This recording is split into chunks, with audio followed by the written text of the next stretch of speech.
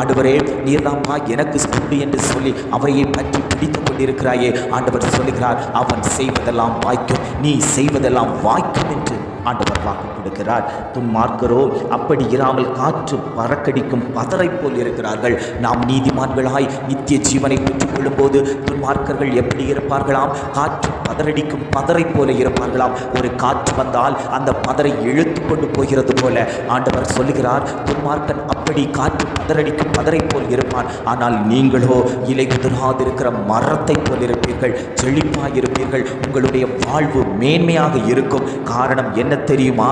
நீங்கள் ஆண்டவரை ஏற்றுக்கொண்டு அவருடைய சமூகத்தில் இருந்து ஆண்டவருடைய வார்த்தையை கேட்டு ஆண்டவருடைய வார்த்தையின் படியே நடந்து அவருக்கு உகந்த பிள்ளைகளாய், அவருக்கு பிரியமான பிள்ளைகளாய் வளர்ந்து நீங்கள் மனுஷருக்கு எதை விதைக்கிறீர்களோ அதையே அறுக்கப்படுகிறீர்கள். நல்ல வார்த்தைகளை போதித்து அவைகளை விதைப்பீர்களே, ஆனால் நீங்கள் நல்ல வார்த்தைகளை அறுப்பீர்கள்.